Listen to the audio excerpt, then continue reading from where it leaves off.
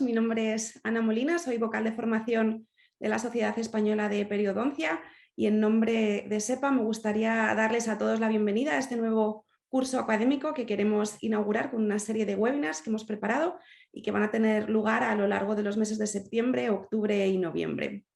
Hoy en concreto vamos a contar, gracias a la colaboración de Sanigía, con el doctor Guillermo Escobar, que nos va a hablar de cómo influye la superficie de los implantes en cirugía regenerativa. Así que a lo largo de la siguiente hora vamos a contar con su presencia para que nos dé esta ponencia y al finalizar guardaremos unos 10-15 minutos para que los asistentes puedan plantear preguntas, ¿de acuerdo? Así que si se os van ocurriendo a lo largo de la charla, tenéis unas pestañas en la parte inferior de la pantalla donde pone preguntas y respuestas, donde podréis escribir vuestras cuestiones, vuestras dudas y el doctor Escobar amablemente intentará resolverlas al final de la sesión. Así que sin más dilación me gustaría cederle la palabra a Belén Simavilla, directora de marketing de Sanigía, agradecerle la oportunidad que nos dan de colaborar con SEPA para que disfrutemos hoy del doctor Guillermo Escobar y me gustaría que fuera ella quien le dé paso. Así que nos vemos en unos minutos. Gracias, Belén. Pues muchísimas gracias a ti, Ana. Gracias a SEPA también por esta oportunidad y estas colaboraciones. Para nosotros siempre es un placer hacer acciones con SEPA porque siempre resultan súper interesantes, sobre todo para quienes participan, que es de lo que se trata. Como decía Ana, hoy tenemos con nosotros al doctor Guillermo Escobar. Os resumo su trayectoria académica, que el doctor Guillermo es profesor del máster de periodoncia e implantología en la Universidad de Sevilla. Es máster en cirugía oral por el Hospital Universitario Virgen del Rocío, Universidad de Sevilla.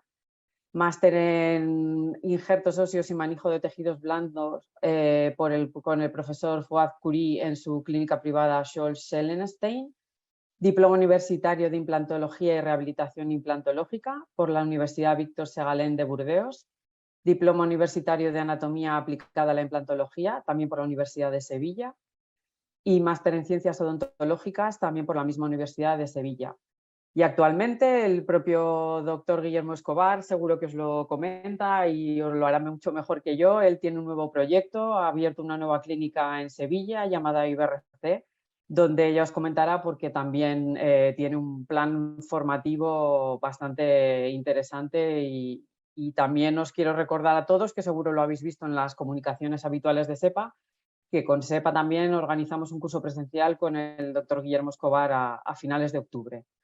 Y ya nada más por mi parte, vamos a dar paso a Guillermo. Gracias, Ana, de nuevo, y muchísimas gracias a todos los que nos estáis viendo hoy. Gracias, Guillermo, por estar aquí con nosotros y haber preparado esta charla, y ya cuando quieras comenzamos. Hola, buenas noches a todos. Bueno, antes de nada, muchísimas gracias por la oportunidad, como siempre, a SEPA y a Sanigía en concreto.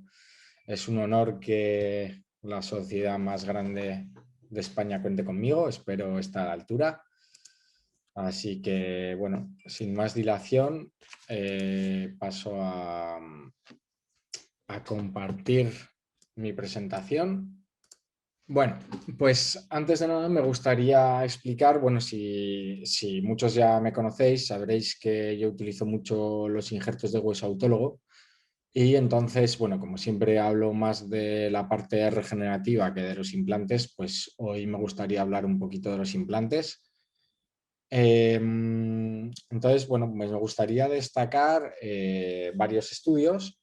Uno de ellos es del profesor Novaes, en la cual se comparaban, bueno, en un estudio realizado en perros, la influencia de la microestructura de los implantes en implantes inmediatos colocados en zonas infectadas periodontalmente.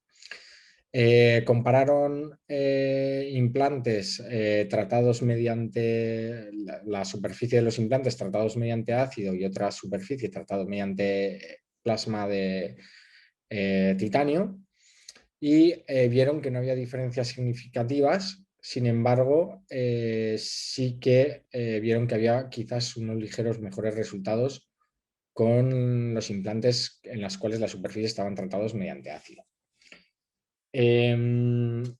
Aquí os puedo hablar de otro estudio del profesor Simeon, que para mí es un referente sin duda en regeneración ósea guiada, en el cual se comparaban la superficie de entre implantes oxidados y superficie maquinada de implantes en hueso regenerado, y vieron que no había una diferencia en la osteointegración comparando los dos tipos de implantes. Para mí no hay mayor secreto, incluso en hueso regenerado, que colocar los implantes 2 milímetros subcrestal enterrados y luego rehabilitarlos mediante multiunits si se trata de puentes, o si son implantes unitarios mediante coronas cemento atornilladas. Cuando los implantes se encuentran así y hay suficiente encía queratinizada, a largo plazo me parece que se quedan bastante estables. Y es mi sistemática de proceder, tanto con mi grupo de trabajo como con los estudiantes de la universidad. Es lo que tratamos de hacer, al menos en hueso regenerado. Además de eso, me gustaría destacar cómo se comportan un poco los implantes a la hora de regenerar. Entonces tenemos aquí este estudio realizado en la Universidad de Londres, en la cual se comparaban diferentes tipos de regeneración, tanto con membranas como injertos de hueso, como cortical split. Y concluyeron simplemente que la supervivencia de los implantes era muy parecida, por no decir igual o mayor, que en hueso regenerado que en hueso pristino. Y en concreto, ya que yo hablo bastante de hueso autólogo, perdón, decía que incluso en injertos autólogos el porcentaje de éxito era incluso mayor que en implantes colocados en cirugía ósea regenerativa normal, o sea, con membranas. De hecho, hay estudios también del profesor Schwartz de Alemania, en los cuales comparan las perimplantitis que se pueden generar a la hora de hacer una regeneración ósea guiada con membrana o colocando hueso autólogo, y se observa como en los cuellos de los implantes el hecho de colocar una barrera utilizando la técnica del profesor Foix-Curie, utilizando una barrera de hueso autólogo a modo de membrana, generaba que el propio cuello del implante estuviera mejor protegido y no generara perimplantitis, porque se coloca a la altura que se quiere, cosa que muchas veces con la regeneración ósea guiada mediante membranas, el biomaterial no llega hasta la superficie superior. Además de eso, me gustaría destacar, hay varios estudios con respecto a ello, pero la literatura lo avala bastante, el hecho de colocar implantes inmediatos y realizar carga inmediata de manera simultánea junto a cualquier tipo de regeneración, sobre todo si es horizontal. Tenemos, de hecho, varios estudios, varias revisiones sistemáticas o estudios multicéntricos que así lo avalan, como el caso de estos dos que os estoy aquí presentando. Lo digo porque nuestra manera de trabajar, sobre todo en nuestra clínica ahora en Sevilla, es intentando realizar siempre que se puede una carga inmediata, incluso con regeneración simultánea, como voy a pasar a enseñaros. Entonces, os voy a presentar varios tipos de casos. Mirad, voy a empezar un poco con regeneración más sencilla a, digamos, más avanzada. Esta es una chica de unos 34 años o 35 que vino a verme porque no le gustaba mucho cómo le había quedado estéticamente los implantes. Se lo colocaron hacía 5 años aproximadamente. Como podéis ver, aquí hay una falta de tejido blando que si fuera por esta zona horizontal con un tejido, con un injerto de conectivo, perdón, seguramente se podría solucionar. Pero sin embargo, a ella lo que le molestaba también es que la corona del 22 no estaba a una altura óptima. Es decir, estaba, como podéis ver, bastante más alta y eso le molestaba. Así pues, ahí se puede observar cómo efectivamente este cuello está bastante más hacia apical del 22 que el del 12. Ahí podemos ver, estos son los cortes del TAC, como los implantes, pues por vestibular prácticamente no tienen tabla y de ahí la distancia. Pasamos a quitarle las coronas y aquí podéis ver cómo en el 12, curiosamente, le habían colocado un implante con conexión externa y en el 22 un implante con conexión interna, a una altura de cuello bastante diferente. Perdón. Así pues, procedimos a explantarlos y realizamos un colgajo a espesor total con 2 descargas verticales. La zona, yo normalmente, como si alguno habéis visto anteriores webinars, intento preservar la vascularización hasta el final de cualquier procedimiento regenerativo y como ya he explicado en otros webinars, la vascularización procede desde el sector posterior al sector anterior. Entonces, siempre intento evitar todo tipo de descargas en el sector posterior para evitar precisamente que el colgajo esté máximamente revascularizado. El problema es que en sector anterior es la única zona donde evidentemente hay que hacer descargas para poder tener una amplitud de colgajo suficiente. Así que es la única zona donde realmente sí que realizo 2 descargas, como veis. Abrimos el colgajo y aquí podéis ver cómo, en la zona del 12 sí teníamos una tabla vestibular un poco más óptima, cosa que la tabla del 22 está bastante adelgazada. De hecho, se transparentaba. Y también podemos ver cómo efectivamente en la zona del 22 está un poquito más alta. Yo siempre coloco implantes de conexión interna, nunca de externa, porque sí es cierto que, lo comentamos, este fin de semana estuvimos en un curso con mi gran amigo el doctor Juan Sánchez en París y nos reunimos un grupo muy majo de compañeros a los que les mando un abrazo muy fuerte desde aquí y comentábamos precisamente que, que el hecho de colocar un implante de conexión interna con un multi-unit no deja de que convirtamos el implante de conexión interna a una externa. Solo que para mí la gran diferencia es que con los multi-unit sin duda podemos controlar nosotros o decidir la altura de esa conexión externa. Cuando el implante ya sistemáticamente, como si fuera, digamos, un monofásico, ya te viene con la conexión externa colocada, a veces es difícil controlar exactamente la altura de dicha conexión. Entonces yo prefiero mucho más realizar un implante de conexión interna, como he dicho, colocada de manera infracrestal, 2 milímetros enterrado, y luego poder colocar multi-units o, si acaso, un platform switching realizando una corona cemento atornillada. Entonces, en este caso, veis cómo colocamos 2 implantes, en este caso de la casa ICX, a la misma altura.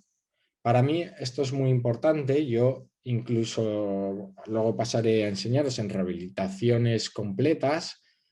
Me esmero mucho en colocar todos los implantes a la misma altura o por lo menos los multi-unit a la misma altura para que no haya complicaciones en la prótesis y en la emergencia de los propios implantes.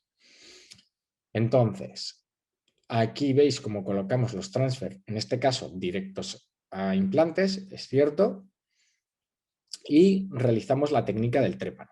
La técnica del trépano, bueno, ya lo he explicado en diversas ocasiones, es simplemente cogemos una trefina que la ladeamos en la lámina oblicua externa y lo que hacemos es sacar un trocito pequeño de hueso en vez de sacado a lo ancho, a lo largo hacia apical. En este caso, para mí es una técnica de gran elección, sobre todo en incisivos laterales, porque me da unas láminas finitas que son justo perfectas para la zona de dichos laterales. Entonces, aquí podéis observar cómo justo nos da las dos laminitas, como os he dicho, para los laterales, que suele ser muy finita. Entonces me parece que no hace falta sacar un bloque demasiado extenso. Esto es una técnica muy fácil, muy sencilla. En 5 minutos se puede aplicar y el paciente, la verdad, que no tiene prácticamente dolor y un postoperatorio muy sencillo.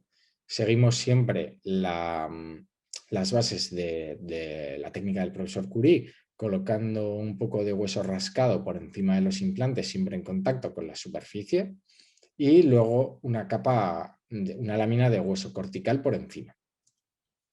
Además de ello, de manera simultánea, le colocamos 2 injertos de conectivo para ganar un poco de biotipo, como podéis observar. Ahí están los implantes colocados. Este es el CBCT de control, en el cual bueno, habíamos colocado los implantes un poquito más hacia palatino y ya habíamos ganado un poquito de espesor en la cortical vestibular, como podéis observar. Estas son las coronas de laboratorio realizados de manera provisional. Y estas son las coronas provisionales. A la paciente ahora mismo le estamos tratando, realizando otros injertos de conectivo y le hemos realizado otro segundo juego de provisionales. Yo la verdad que en el sector anterior siempre os recomiendo realizar un par de juegos de provisionales, sobre todo en pacientes jóvenes, por intentar conseguir la mayor estética y tener una adecuada papila. En este caso, el trabajo fue realizado por mi compañero y amigo, el doctor José Ignacio Ramírez. Y a la vez me gustaría destacar también este estudio del doctor Luca de Stávola junto al doctor Tunkel de Alemania, en el cual en defectos 3D en altura menores o iguales a 3 milímetros realizan el injerto junto a la colocación del implante de manera simultánea. Cosa que a veces hay mucha gente que me ha preguntado si era posible realizar la colocación de dichos implantes a la vez que el injerto, y yo cuando es hasta 3 milímetros en muchas ocasiones lo suelo hacer.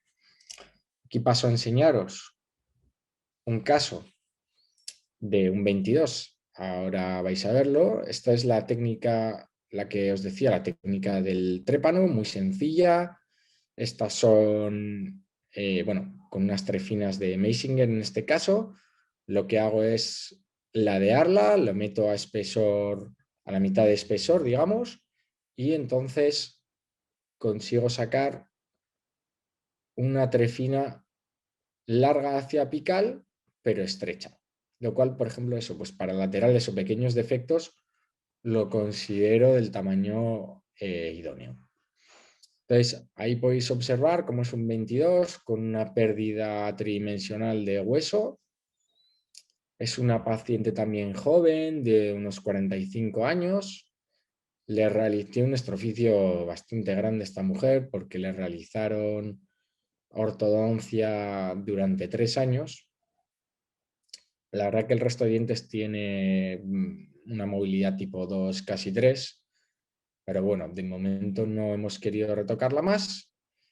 Y aquí veis cómo colocamos un implante, lo mismo, un implante ICX en este caso, de conexión interna, siempre enterrado a unos 3 milímetros del límite amelocementario de los dientes contiguos.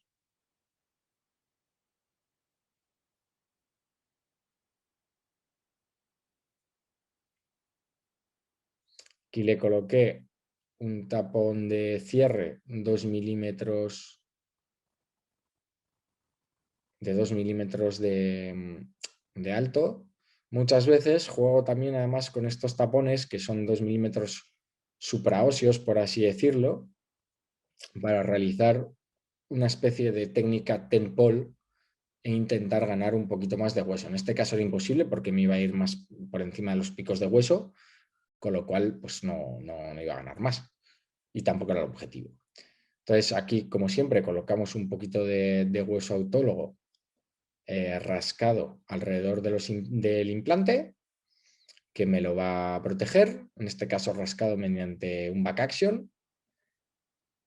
Y aquí veis cómo le coloco una de las láminas, el hueso obtenido, la lámina, el cilindro grande, digamos, obtenido mediante la trefina. Lo que hago es lo corto por la mitad, como si fuera un bloque de hueso autólogo, por así decirlo, es un mini curí. Y entonces lo lamino en dos. Lo bueno de sacar trefina es que, y más del sector posterior de la mandíbula, es que es bastante cortical. Aún y todo, siempre me da para sacar esto una laminita de 1,5 milímetros aproximadamente, que la suelo adelgazar. En este caso, como es pequeñita, no la adelgazo demasiado. Aquí podéis ver cómo la atornillamos. Y realizamos una técnica de láminas paralelas. Es decir, colocamos una lámina por vestibular y otra por palatino.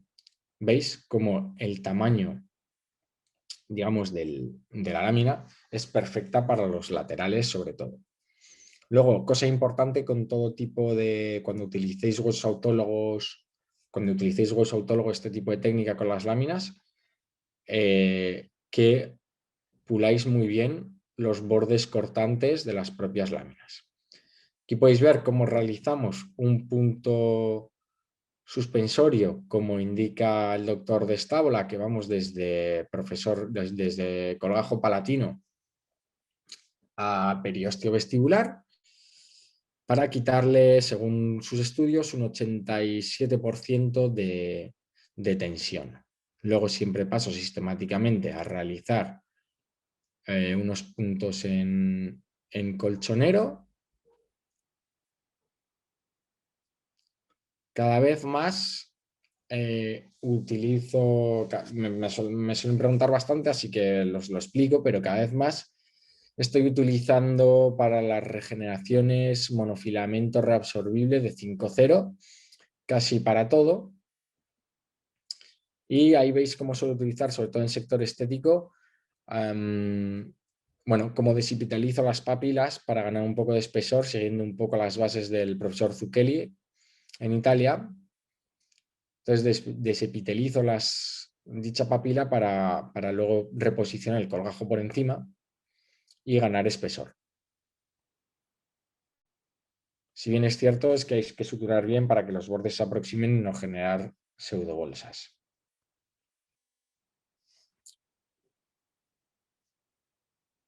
El otro día en el curso que os comentaba de París, lo hablábamos. La verdad que para todo este tipo de procedimientos me parece esencial, pero esencial tener material micro de buena calidad para poder albergar, o sea, para poder realizar este tipo de tratamientos, porque, bueno, parece que es necesario solamente para cirugía mucogingival, pero cada vez más para tratamientos regenerativos de este tipo, a mi entender, es más que necesario.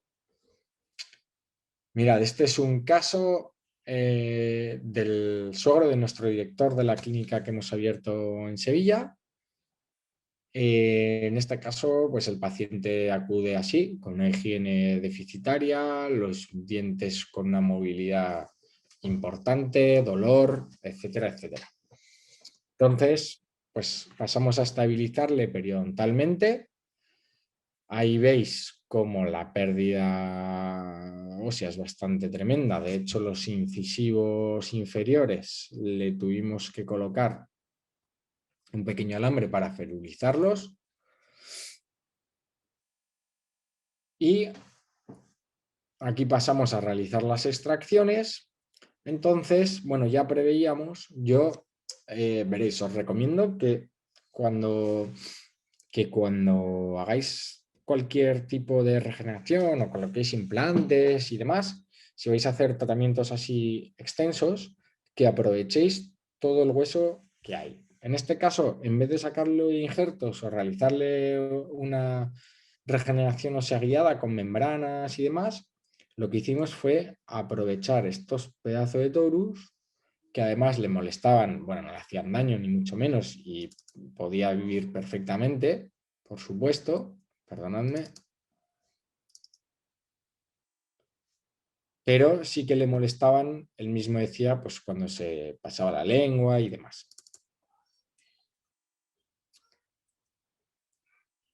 Aquí podéis ver la magnitud de dichos torus. Le colocamos 6 implantes, en este caso son MIS C1 con multi-unit y los tapones. Regeneramos solamente con hueso autólogo rascado en los alveolos.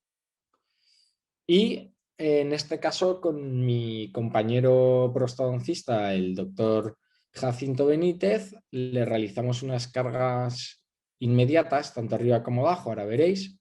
Y entonces confeccionamos sistemáticamente con nuestro técnico de laboratorio, que en este caso es el gran Fernando Cabeza, le realizamos un sistema tipo Galucci. Lo que hacemos es que Jacinto siempre le toma, además de fotos, le toma un escaneo intraoral previo a la cirugía, preparamos las Galucci, como podéis ver. Fernando me duplica estas Galucci con unas férulas de acrílico que me sirven a modo de cirugía, a modo de guía, como si fuera una cirugía, una falsa cirugía guiada, digamos. A mí no me gusta mucho la cirugía guiada, salvo sector anterior estético, porque me quita un poco de versatilidad. Sin embargo, tener una férula de estas, pues lo encuentro muy cómodo porque simplemente puedo pasar la primera fresa y además es muy barata. Y entonces aquí veis cómo procedimos a colocarle los implantes superiores. Aquí están todos los torus sacados y el hueso rascado. Y mirad cómo le ganamos un montón de perfil y todo esto es una banda de hueso que nos protege los implantes de manera estupenda. Aquí veis cómo le ganamos todo el perfil. Además le colocamos una membrana tipo Lioplant con chinchetas y demás a modo de barrera. Y de manera simultánea también le colocamos unos injertos de conectivo. Yo la verdad que cuando hacemos cargas inmediatas intento en una sola cirugía realizar todo, intentar ganar la mayor cantidad de tejidos blandos y tejidos duros posibles. Si en una segunda fase hay que hacerle también una cirugía mucogingival, pues se la realizamos, pero ya después.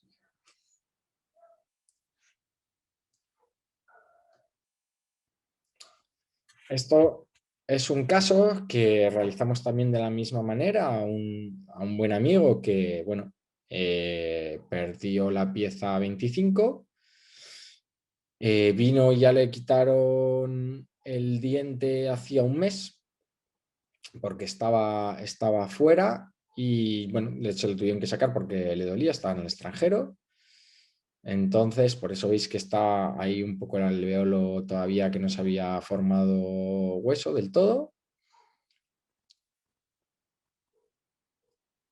Entonces, quería mostraros este caso para que vierais cómo hacemos sistemáticamente pues este tipo de efectos muy sencillos con, bueno, pues implantes inmediatos o implantes por extracción o pequeños defectos que cualquiera mañana puede realizar. Aquí lo mismo, realizamos junto a mi compañero, el doctor Jacinto Benítez, un escaneado previo, le realizamos unas Galucci confeccionadas por Fernando. Como veis, me sirve además de guía. Por eso Fernando me coloca siempre una tapa sobre los dos dientes contiguos a modo de Maryland, pero en oclusal, cosa importante que no sean en palatino porque se puede mover y de esta manera sabemos que se va a mantener bien en su sitio.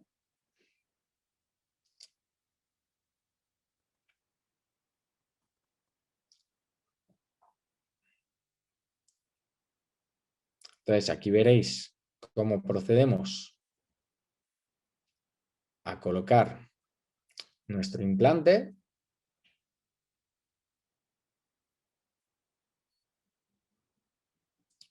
Siempre con no menos de un torque de 30 newtons, por supuesto. Que os quería enseñar cómo a veces, como supongo que a todos, pues también me pasa que el implante no me coge estabilidad o no lo coloco en el sitio donde quiero. Entonces, bueno, lo quito y lo vuelvo a fresar.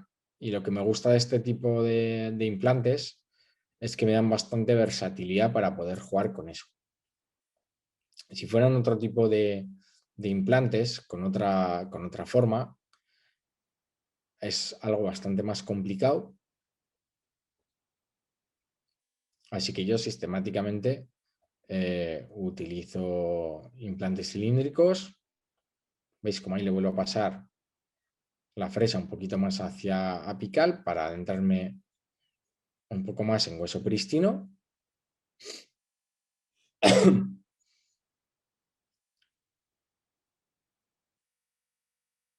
Y ahí está nuestro implante colocado, en este caso enterrado unos 3 milímetros.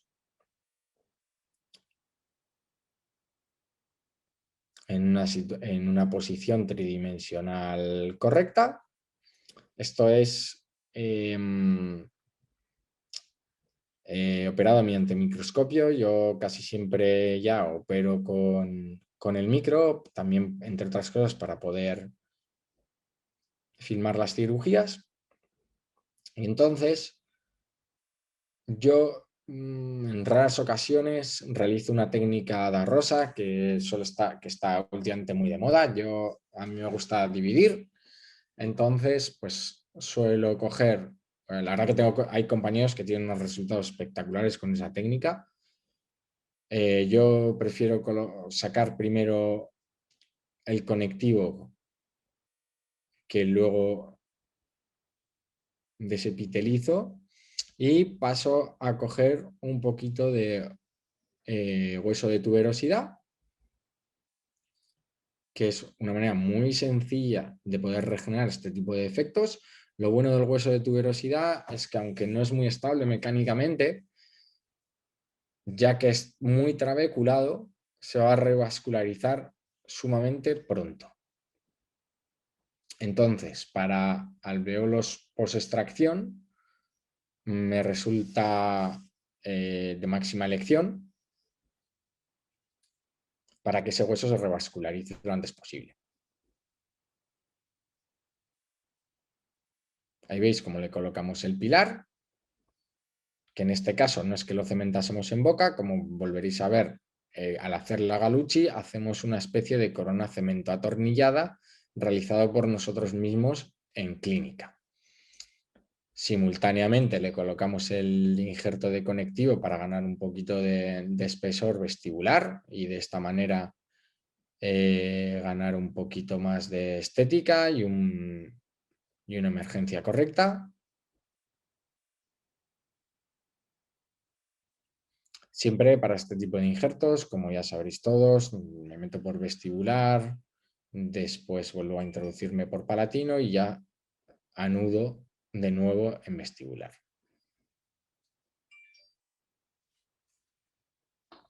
En este caso realizo como una especie, por así decirlo, de roll flap, que ahora veréis. Ahí veis, intentando ganar esa, bueno, no sé si habéis fijado, pero realicé la incisión un poquito más hacia palatino y entonces intento ganar un poquito esa anchura de conectivo que voy a tener para que me dé luego un perfil estético idóneo. Ahí veis cómo suturamos. Procedimiento muy sencillo, muy fácil. El implante va a tener mayor BIC siempre en contacto con hueso autólogo. Postoperatorio muy fácil para nuestros pacientes. Bueno, me gustaría hablaros un poquito de las periimplantitis. Yo no soy la persona más idónea para hablar del tratamiento de las periimplantitis ni de la superficie en sí. Lo que sí os puedo decir es que yo cada día me encuentro más con este tipo de problemas. Cada día más y más, y creo que es nuestro presente y sobre todo nuestro futuro. Creo que sea cual sea la técnica que utilicemos, membranas no reabsorbibles, injertos de hueso tipo Curie, etcétera, etcétera, creo que cada vez más nos tenemos todos que formar en procesos regenerativos y dominar un poco las diferentes técnicas, porque además los defectos, las mayores atrofias vienen precisamente de defectos realizados por implantes. Esta es la situación de una chica, Patricia, de unos 45 años de edad, que tiene una periodontitis bastante avanzada, agresiva en toda la boca. Ella fue tratada y súper bien mantenida por la doctora Dañino, que es periodoncista en Jerez. Decidimos controlar los implantes del tercer cuadrante, ya que, bueno, todavía estaban, digamos, la mitad de la superficie fastidiada. Pero en el cuarto cuadrante, ahí veis cómo teníamos dos implantes tipo tissue level, que a pesar de que normalmente los tissue level en el sector posterior son fantásticos, pues tiene esta situación con esta pérdida de hueso tan dramática. Entonces, la verdad que hay una cosa que ya no hago y que aquí cambiaría, es que a la vez que quité los implantes, que los explanté, realizamos la regeneración. Se puede hacer en el sentido de que vamos a poder ganar suficiente vuelo para cerrar el colgajo.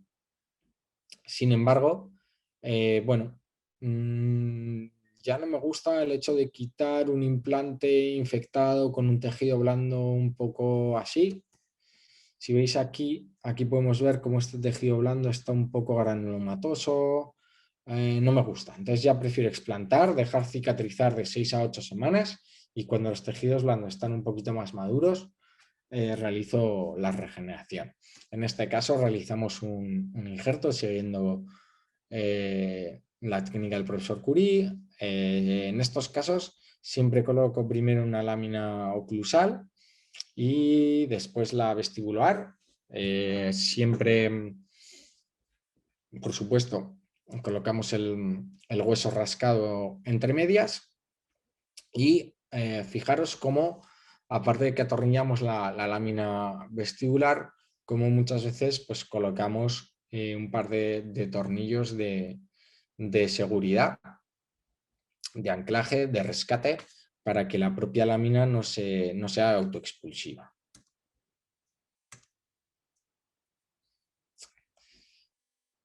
Este caso, pues me da mucha pena.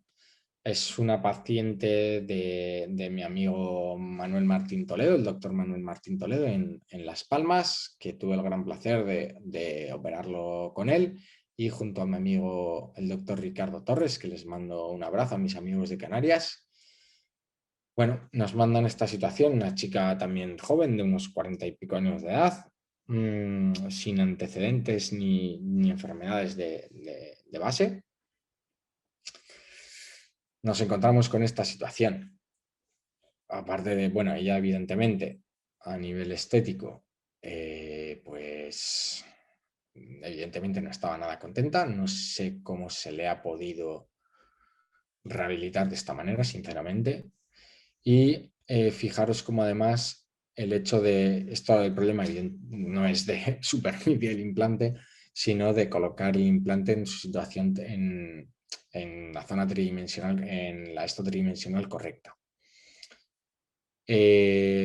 Toda la pared ósea mesial de la raíz del 24 estaba perdida.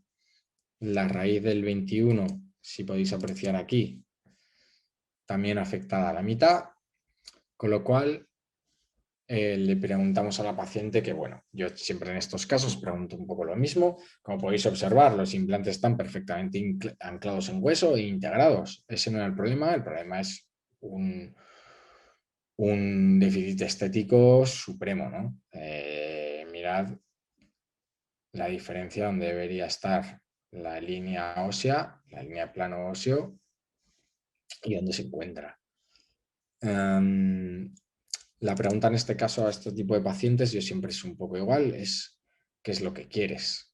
Porque si lo que quiere es máxima estética, aparte que el 24 hay que quitarlo y explantar estos dos, ese 21 hay maneras quizás de realizar una extrusión ortodóntica para intentar ganar pico de hueso, pero bueno, yo no lo veía mucho en este caso. Poder regenerarlo me parecía una quimera. Yo solamente siempre digo un poco lo mismo, que me parece que el único genio que le he visto hacerlo es al maestro David González, que le mando un abrazo desde aquí también. Él mismo dice que no es predecible. Yo creo que en este caso ni siquiera él hubiese conseguido poder regenerarlo, porque como podéis observar, es la superficie radicular, tanto distal como también vestibular. Así que, perdón, decidimos explantarlo, ahora veréis, y en este tipo de casos, pues yo siempre tiro por la misma técnica, que es la técnica del profesor Curie, y os explico por qué. Mirad, según este estudio realizado en animales, compara la realización de injertos óseos, de bloques, monobloques óseos, como se ha realizado toda la vida, la superficie de dichos bloques o la superficie ósea ganada después de la colocación de dichos monobloques, comparado con la técnica del profesor Curie, digamos, un poco a distancia. Recordad que las láminas de hueso siempre son una membrana natural que realiza el efecto barrera para mantener, es una barrera, digamos, aparte natural, sino también para dar soporte estructural al verdadero injerto, que es todo el hueso rascado, particulado, que es donde luego vamos a colocar nuestros implantes. Entonces, según dicho estudio, podían ver cómo había una diferencia significativa en cuanto a la cantidad de superficie ósea ganada comparando una técnica con la otra. En una, que es el monobloques, ganaban 4,37 milímetros y en la otra ganaban 5,77, cual es una diferencia importante. Y ahora os paso a proceder en cómo realizamos déficits o regeneraciones importantes. Normalmente cuando tenemos defectos así tan grandes o procedemos a realizar injertos extraorales o realizamos un aspirado medular, como realiza el maestro Juan Alberto Fernández, al que también le mando un abrazo desde aquí. Para mí, siempre lo digo, no es por ser pelota, pero es el mejor cirujano oral del mundo. Me parece un referente y tenemos la gran suerte de tenerlo en España. O para mí, o te vas a injertos extraorales o al injerto aspirado medular, o es bastante difícil conseguir la cantidad de hueso suficiente para poder regenerar defectos de este tipo. Cuando tenemos defectos de este tipo, como ya sabréis, como ya sabréis, el colgajo palatino no podemos ganarle vuelo y entonces en maxilar superior siempre es a expensas del colgajo vestibular o de la superficie vestibular, con lo cual seguimos un poco la técnica descrita por el doctor de Estávola y antes también descrita por el profesor Tinti, en el cual pues nos vamos más hacia vestibular para que luego la sutura quede en cristal y no quede en palatino. ¿Por qué? Porque le va a molestar al paciente, porque además puede generar mayores distancias y porque además evita que el paciente esté todo el rato jugando con la lengua en el paladar. Aquí podéis observar el defecto de altura tan tremendo que tenemos. Entonces, lo que os decía, ante defectos de este calibre, para poder rellenarlos, pues bueno, pues puede ser un poco complicado, o hay que pelarle las ramas y el mentón, o hay que ir a injertos extraorales. En este caso, yo suelo hacer un mix, ahora os voy a explicar cómo. Aquí podéis ver cómo procedimos a la obtención, perdón, de un injerto de mentón mediante piezo surgery. El mentón me gusta más el piezo que los discos, porque con el piezo puedo meterme más en profundidad al hueso trabeculado y me permite poder sacar, cuando lo necesito, el injerto en una sola pieza, cosa que muchas veces, si es con los discos, necesitas cortarlo como está aquí, pues aquí a la mitad, la línea media, para poder sacar un trozo y luego el otro. Cuando tenéis defectos de este tipo, como podéis ver, le quitamos toda la medular que está ahí dentro y le sacamos la cortical. Además, también le sacamos otra rama, otro injerto de la lámina oblicua externa derecha, y esta parte luego procedimos a regenerarla porque si no puede perder perfil mentoniano. Y lo que me gusta es usar, lo bueno que tiene de usar este injerto de mentón, es cierto que normalmente suelo conseguir una sola lámina, porque todo lo demás aquí, pensad que es trabeculado, por eso le saqué la lámina de la rama, perdón. Y lo que me gusta del mentón es poder conseguir esta curvatura que asemeja un poco a la eminencia canina. Cierto que aquí está un poco a la altura del 22, pero bueno, me permite jugar con un poquito de esa curvatura.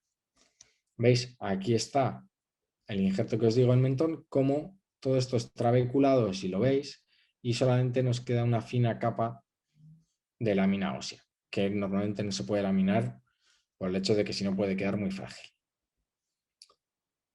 Quedamos jugando con los trocitos y en este caso la realizamos una técnica de láminas paralelas para poder ganar en altura tanto por vestibular como por palatino. Y entonces, como os decía, ante la necesidad de regenerar un defecto tan grande, pues procedimos a colocar al injerto de Biobank en las zonas remanentes donde no van a estar en contacto con los implantes normalmente, aunque si estuvieran en contacto con los implantes tampoco tendría mayor problema. Lo que nunca jamás hago es colocarse en injerto. Entonces, ahí veis cómo al fondo sí le coloco ese halo injerto, pero en la zona futura donde van a ir los implantes solamente colocamos hueso autólogo.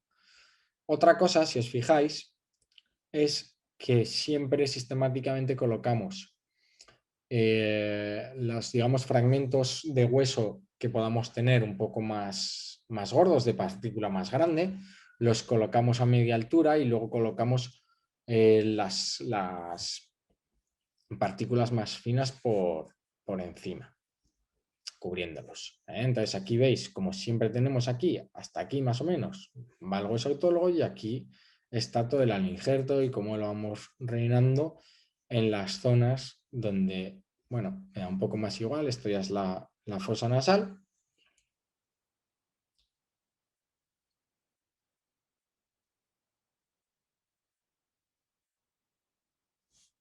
Y aquí veis cómo rellenamos todo y cómo aquí asemeja a esa curvatura de la eminencia canina que os decía.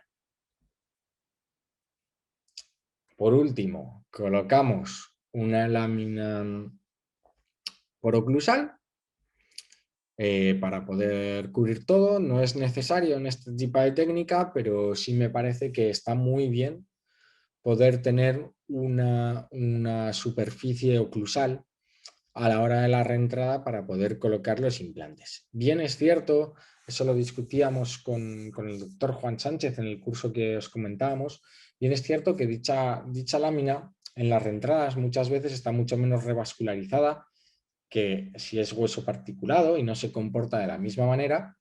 E incluso hay veces que al hacer la reentrada y realizar el fresado de nuestros implantes, dichas láminas se mueven ligeramente.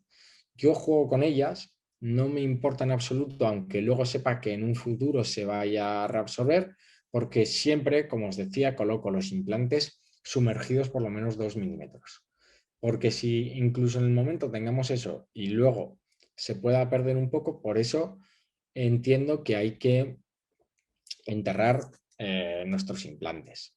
Además de ello, pensad una cosa, que es muy importante que en hueso regenerado, al hacer las reentradas, coloquemos los implantes de manera muy suave, que entren a un torque muy suave, no más de 30 newtons, es preferible incluso 20, porque pensad que es un hueso todavía inmaduro.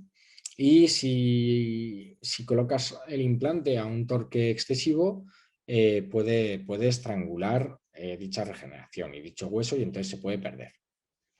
Aquí colocamos un poquito de PRF para cubrir la zona y la sutura.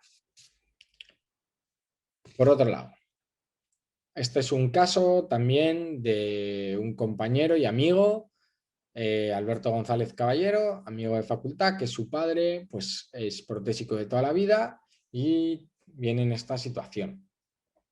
Tiene una pérdida ósea 3D importante después de haber tenido perimplantitis evidente y después de haber sido portador de implantes durante 20 años. Y me dice, bueno, ¿qué le hacemos? Pues bueno, pues le quitamos los implantes bajo anestesia general. Procedimos a quitarle algunas trefinas de mentón y en la parte superior le realizamos doble elevación de fosas nasales. Esto parece que es una elevación de fosas nasal, pero no es así, es simplemente que tenía una comunicación a la fosa, precisamente, y ya de paso le elevamos dichas fosas. Esto es aloinjerto, le colocamos unas láminas o es autólogo y lo mismo, aloinjerto colocado en los senos maxilares. Esta es la reentrada y lo que os decía, aunque este hueso está revascularizado, que se observan como los vasos lo han embebido, fijaros cómo había tejido blando, un poquito de tejido blando alrededor. Sobre todo en este. Entonces, al colocar los implantes, se movía y, bueno, simplemente se lo volvía a atornillar para dejarlo entre implantes, que si luego lo pierdo, pues me da un poco igual. Y como coloco los implantes un poco sumergidos a unos 2 milímetros. Esta es la zona del maxilar en la reentrada y como esta parte de aquí nos pasó un poquito lo mismo y le colocamos los implantes simultáneos. ¿Veis? Aunque no esté del todo vascularizado, que es cierto, como se movía un poco, jugué para volvérselo a atornillar, pero colocamos los implantes sumergidos. Estos son tornillos de 2 milímetros, como decía, supraóseos,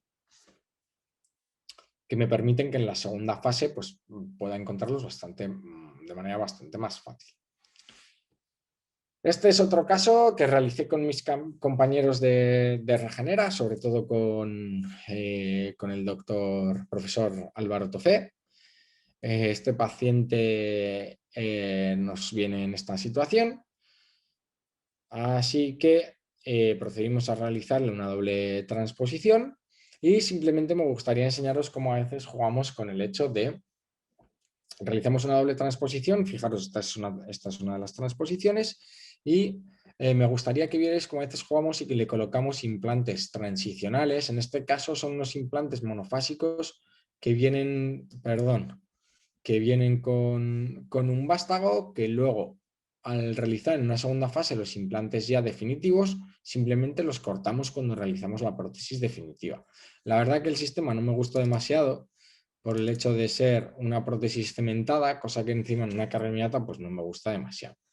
Otra cosa que me gustaría que tuvierais en cuenta es que a veces hay que ver cómo es la reabsorción del maxilar, que aunque según las clasificaciones de Catmull normalmente se pierde más por vestibular, a veces por palatino también, y fijaros como aquí siempre vamos de pico a pico y tened en cuenta esta curvatura, esta pérdida de hueso ahí, y entonces la regeneramos por palatino. Esta es la reentrada, fijaros cómo ya la salida del orificio mentoniano ya no existe. Ahora veréis cómo está el nervio que está transmucoso. Le colocamos 6 implantes, en este caso la casa Galimplant, también de conexión interna, y veis aquí cómo están los implantes transicionales y luego al final le cortamos dichos vástagos y bueno, a veces le quito los implantes o a veces simplemente se los dejamos enterrado y se acabó. Hay otras veces, no en este caso porque ya os digo que como era cementado no me gustaba, hay otras veces que lo que hacemos es jugar con ellos para llevarlos también en la prótesis definitiva. Este es otro caso realizado con mis compañeros de Sanlúcar, el doctor Íñigo Aramburu y el doctor Ignacio Ramírez, que la paciente nos acude con esta situación. Tiene un quiste tremendo aquí y a la altura del mentoniano, fijaros aquí a la altura del 6, como prácticamente no tenemos hueso. Así pues, visto que era imposible colocarle además 5 implantes interforaminales, al menos de carga inmediata, pues realizamos una doble transposición. ¿Por qué? Aunque ahora veréis que, aun y todo, la carga inmediata no fue posible en la zona mandibular, me gusta en este tipo de pacientes realizar una doble transposición para dejar todo el terreno ya allanado, para que si en un futuro pierdo algún implante, es muy sencillo simplemente recolocárselo. Entonces, ahí veis el quiste quitado y entonces fuimos también a realizarle una doble transposición. Nos servimos de un par de Bessel loops para ello y fijaros como siempre hacemos una cajita alrededor del mentoniano, tanto por mesial como por distal, y luego todo el trayecto. Cortamos, seccionamos el nervio, la rama incisal del nervio y lo echamos hacia atrás, en sector posterior, y aquí le realizamos una cajita, por así decirlo, donde dejamos que se asiente el nervio. Y mirad cómo aquí luego tiene todo un trayecto mucoso, con lo que hay que tener mucho cuidado en las reentradas, al realizar vestibuloplastias y demás, porque nos lo podemos cepillar. Luego, todo el canal de dicho dentario lo regeneramos solamente con hueso autólogo, nunca le metemos biomaterial.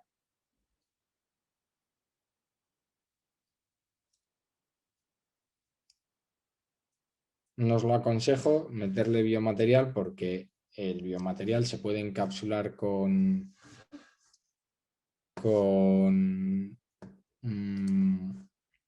el nervio y puede generar hiperestesias. Si genera una hiperestesia, le puede hacer mucho daño a los pacientes.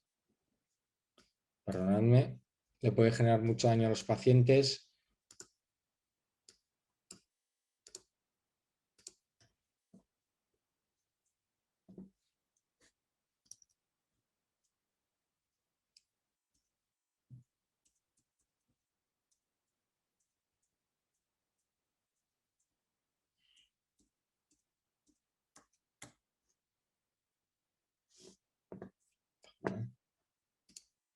Bueno, como os decía, le puede generar bastante daño a los pacientes y no os lo recomiendo porque una hiperestesia es bastante más complicada que una parestesia. Una parestesia es bastante sencillo, digamos, de poder solucionar. Sin embargo, una hiperestesia es pues básicamente imposible, salvo que haya sección salvo seccionar el nervio.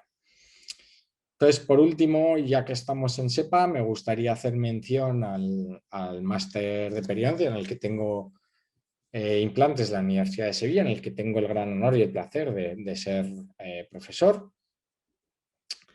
Entonces, mirad, nos aparece una paciente con esta situación, una atrofia también mandibular 3D y también, bueno, una atrofia en el maxilar, en la premaxila. Y en este caso, pues como a veces solemos hacer, esa es una de las razones por las que lo hemos hecho. Pues como ha dicho Belén antes, hemos creado una clínica, un centro también de formación con quirófanos asociados para realizar este tipo de tratamientos regenerativos tan demandantes. Yo siempre digo un poco lo mismo, que es que a veces los dentistas somos un poco... no tenemos en cuenta mucho la asepsia y la verdad que es algo sumamente importante, y la verdad que cada vez más estoy más convencido que hay que tratar a los pacientes en medios de mayor asepsia, como vamos, siguiendo un poco pues, las normas de cualquier quirófano hospitalario. Por lo tanto, en la clínica que hemos montado en Sevilla, pues seguimos un poco esa premisa, y además, bueno, pues hemos montado una sala de formación bastante grande en la que podemos hacer estancias, cursos formativos, etc. Entonces, esta paciente pues nos la trajimos a la clínica con los alumnos de dicho máster. Este caso en concreto fue realizado con la doctora Laura Miranda y el doctor Juan García, alumnos de dicho máster, y teniendo este déficit, pues pasamos a realizar un abordaje en túnel. Mirad ahí abajo cómo fuimos primero a separar el orificio, bueno, el nervio mentoniano a la salida del nervio. Fijaros cómo realizamos una descarga mesial y luego una distal que va ligeramente hacia el lingual, huyendo del surcus de los dientes. Es muy importante esto, yo intento evitar en todos los procesos regenerativos, salvo cuando no queda otra, el surcus de los dientes, porque es una zona de entrada importante de alimentos y, bueno, y de bacterias que nos pueden generar una infección importante y perder todo el injerto. Entonces, bueno, realizamos el abordaje en túnel mediante un periostotomo, extrajimos un injerto de hueso, lo laminamos siguiendo la técnica del profesor Curie, y ahí veis cómo voy midiendo primero en oclusal, lo colocamos. Es cierto que colocar las láminas en túnel es bastante complicado porque no ves, tienes que colocar, siempre tienes que estar palpando con el dedo por lingual para ver que la lámina esté bien colocada.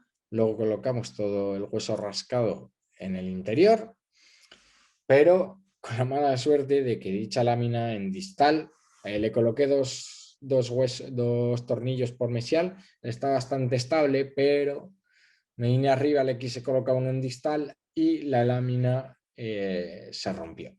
Así que abrí el colgajo, nos vimos obligados a abrir el colgajo, como decía, y nada, bueno, pues seguimos, digamos, un injerto, seguimos realizando un injerto 3D normal.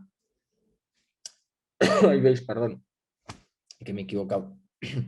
Como era el defecto, tuvimos que volver a empezar desde el principio, quitamos las láminas, todo el hueso particulado, etcétera, y los recolocamos.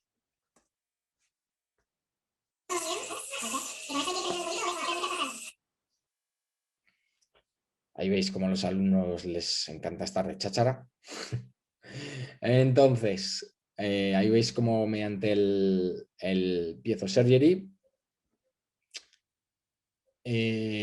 obtuvimos una buena lámina. Esto es un detalle que estuvimos hablando bastante en el curso que os decía con el doctor Juan Sánchez, que decía que le gustaba mucho, y es que si os fijáis, este es nuestro límite y lo sé porque de aquí baja un tendón que procede del músculo temporal.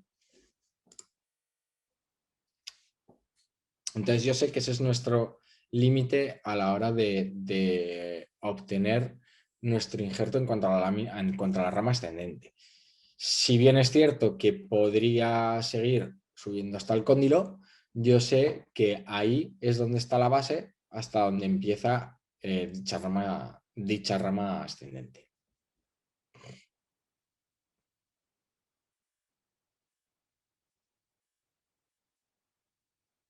Aquí podéis observar como con el piezo me evito tener que amartillar y puedo obtener de manera muy sencilla dicho injerto.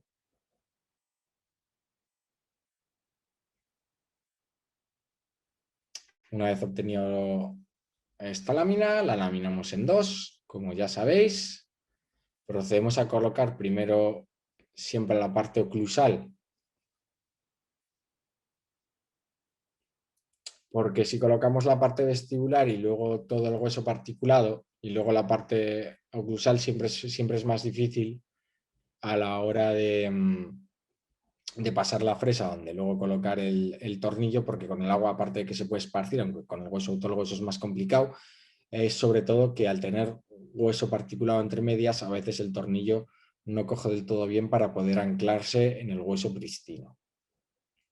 Entonces ahí veo que hay absolutamente ningún tipo de movilidad de dicha lámina y procedo a colocar todo el hueso particulado. Como os he dicho, cuando hay partículas más de mayor calibre, mayor tamaño, las colocamos entre medias y luego procedemos a colocar todo el hueso ese particulado embebiéndolas.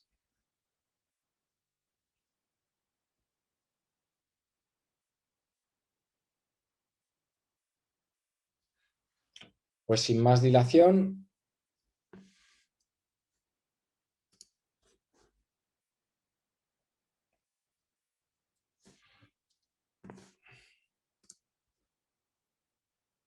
muchísimas gracias a todos. No sé si hay algún tipo de preguntas a realizar. Si hay algún tipo de dudas, estaré encantado de responderlas. Sí, muchas gracias, Guillermo, por la presentación y por esos casos tan bonitos que nos has enseñado y tan challenging, ¿verdad? Tan complejos, que seguro que les han encantado a nuestros asistentes. Tenemos alguna pregunta en el chat, son las 9:38, así que te las voy a transmitir para que las podamos responder rápidamente y que no se queden con la duda nuestros asistentes. Por Mira, supuesto. nos preguntaba respecto a uno de los casos que has presentado al principio, un caso que es una regeneración en posición de un incisivo lateral con un bloque vestibular y palatino, que cómo anclas la lámina palatina y qué colgajo utilizas para obtener un cierre primario, porque al incrementar tanto el volumen se prevé que va a haber tensión. Pues vamos a ver. Bueno, claro, es que es un vídeo, entonces no se puede ver bien, pero a ver, un momento. Lo que hago es simplemente colocar la técnica de láminas en paralelo. Entonces, normalmente al colocar la técnica de láminas en paralelo, la lámina palatina se ancla mediante un tornillo que va desde vestibular a palatino y la ancla en sí. ¿Por qué? Porque muchas veces atornillar dicha lámina desde palatino directamente es algo muy complicado, aunque en este caso lo pude lograr, así que lo hice directamente de esa manera. Con respecto al colgajo, pues bueno, simplemente tienes que cortar ligeramente el periósteo. Por favor, eso es otra cosa muy importante, eso ya lo decía el profesor Teixier. El periósteo es mágico, es lo que nos va a dar BMPs a nuestros injertos para que se puedan nutrir y células mesenquimales, así que hay que tratarlo muy bien. Entonces yo solamente lo corto de manera lineal y luego con un periostotomo o con unas Metzenbaum, con unas tijeras Metzenbaum hago una disección Roma para generar que efectivamente no haya tensión. Mi amigo Juan, el doctor Juan Sánchez, le dice a sus alumnos a evitar hacer el zorro, es decir, a cortar el periósteo pues en forma de Z ahí a lo bruto, por favor no lo hagáis. Sí, sin duda mejoramos mucho el posoperatorio del paciente, ¿verdad? Reducimos la inflamación si lo tratamos con un poco de cariño. Mira, Eva también nos preguntaba que en el caso de ese implante en posición de 25 que le colocasteis a vuestro amigo, el que tuvo la extracción en el extranjero, ¿por qué Sí. no esperaste a hacer un protocolo de cicatrización completa? Hiciste una colocación temprana del implante, ya que pues cabía esperar que efectivamente el defecto permaneciera y fuera un hueso inmaduro. ¿Qué te decidió a llevar a cabo la colocación al mes de la extracción? No, bueno, no fue, si yo hubiese podido, le hubiese hecho el implante post extracción. Lo que pasa que estuvo con dolor y estaba en el extranjero y entonces se la extrajo allí y cuando vino pues ya acudió a mí al mes y entonces bueno, estaba en esa situación. Si yo hubiera podido elegir, vamos, yo en general o realizo implantes post extracción o simplemente dejo que cicatrice los 3-4 meses pertinentes para que el hueso esté más maduro y coloque un implante normal. No suelo realizar nunca o casi nunca, salvo casos como este, un implante temprano, ¿no? Estoy de acuerdo contigo. Además, tenemos poca evidencia, ¿verdad?, al respecto de la Sí, predecibilidad de estos procedimientos. eso Por es. último, tenemos una última pregunta de un asistente anónimo que nos dice si no utilizas en ningún procedimiento plasma rico en plaquetas. Si no me equivoco, en uno de los casos sí que nos has mostrado que utilizabas el plasma, ¿verdad? ¿En qué caso lo empleas? Pues el plasma, bueno, voy a ser políticamente un poco incorrecto. Nos han vendido que el PRF o el plasma, ahí está, este es el caso, ¿no? en el que decíais que, bueno, si efectivamente colocamos plasma, nos han dicho que el plasma, pues, bueno, que realiza una regeneración ósea y que ayuda a la regeneración ósea en sí. Hay una falta de evidencia muy evidente con respecto a esto. El plasma por sí solo no hace que los defectos se regeneren en cuanto al hueso, me refiero. Sí creo que es un complemento muy bueno para los tejidos blandos. Por ejemplo, los traumatólogos, mi padre es cirujano ortopédico y lo utiliza sistemáticamente para el tendón de Aquiles y la verdad que tiene unos resultados fantásticos. También es cierto que yo, por ejemplo, lo uso de manera sistemática para grandes quistes, en los cuales relleno dichos quistes con PRF. Me gusta también para utilizarlo, por ejemplo, para el suelo de los senos o incluso el hueso rascado, si lo mezclo con un poco de PRF, pero el PRF por sí mismo no ayuda a la regeneración ósea, con lo cual no lo suelo usar, salvo cuando sea como este caso, como complemento. Fenomenal. Muchas gracias, Guillermo, por tus respuestas. Yo creo que es hora de que cerremos la sesión, así que antes de despedirnos quiero recordarles a todos los asistentes que este es el primero de los 3 webinars que vamos a llevar a cabo. Tenemos otra cita el día 18 de octubre con el doctor Fernando Cebrián, que nos va a hablar de los factores condicionantes a la hora de seleccionar la técnica quirúrgica idónea en casos de regeneración. Y por último cerrará este ciclo la doctora Vanessa Ruiz Magaz el día 16 de noviembre, que nos hablará de los diferentes usos del láser de diodo en periodoncia.